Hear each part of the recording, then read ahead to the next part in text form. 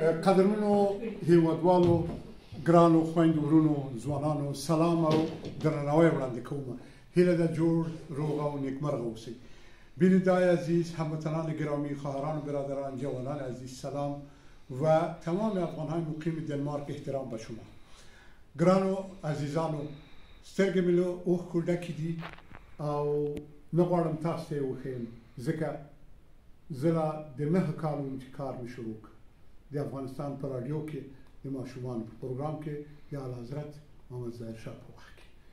یک دوران بسیار طلایی طفولیت ما در کابل عزیز گذشتاندم و از سال 9 عمر خود کار کردیم. صبح مکتب می رفتم، بعد از ظهر یا بعد از چاشت می آمدم به رادیو افغانستان و دیگرها بعد از ساعت 3 و 4 با همون سن 9 ساله و 10 ساله خود می رفتم در دفترهای روزنامه ها و جراید و از جمله کمکیان و انیس مجله برای اطفال و می رفتم به پارک زرنگار که اونجا کلوب های برای اطفال و جوانان از طرف وزارت معارف وقت جور شده. باور وکړئ چې دغه ټول ماته داسې ول لکه ښوونځي او پوهنځي. خو 10 کاله مې د افغانستان په راډیو تلویزیون کې کار وکړ. کله چې دنمارک ته مهاجر شوم او خپل هیواد نه هغو کسانو چې په تنظیمي جګړو کې افغانستان د اور په لمبو کې وسوځو او له خپل هیواد نه مجبور شو وتلو ته په خپله خوښه نه یم راغلی. سرنوشت دلته راوستلم، برخلیک دلته راوستلم. سرنوشت ما را تا دنمارک رساند. جنگ های کشور ببینیم که به شمول ما و غیر از ما میلیون ها افغان در به در و خاک به سر شد. وقتی دنمارک آمدم تحصیل کردم دوباره و فکر کردم ما و فیض جان موسی که باید زبان یاد بگیریم و باید کار بکنیم و امی است که کار کردم. 30 سال در افغانستان کار کردم، 23 سالم اینجا کار کردم به حیث معلم در صلیب سرخ دنمارک و امروز روزش که باید تقاعد بگیرم و خانه خود برم.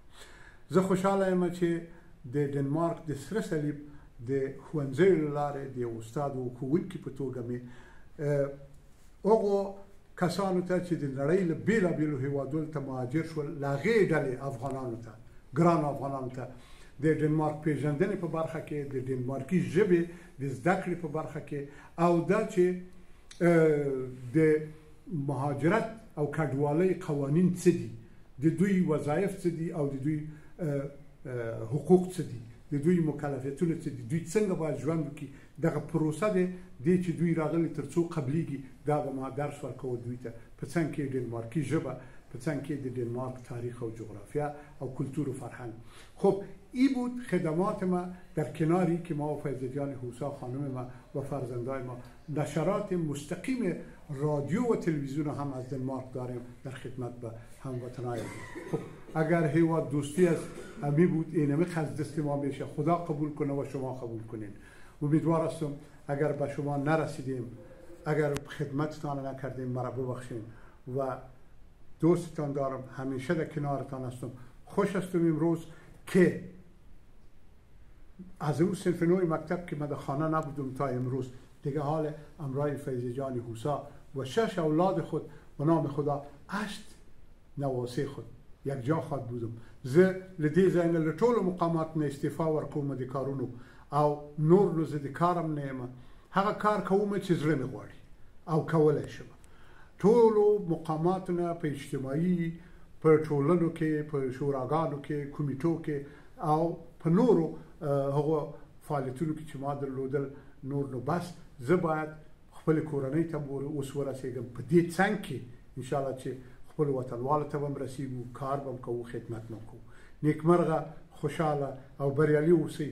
خوشحاله یم چې د افغانستان نوم مې په خپل کار باندې په اروپا کې، له هغې جملې په ډنمارک کې او د ډنمارک په سره صلیب کې ژوندی، سرلوړی او روښانه ساتلی. ژوندی دې وي افغانستان، تل دې وي افغانان، ورکه دې جګړه وي، سوله دې ټینګه وي په افغانستان کې چې نور هیڅ څوک مهاجر نشي او هیڅ څوک در په دره او د پردیو کورونو دروازو ته په احتیاج کې ونه درېږي.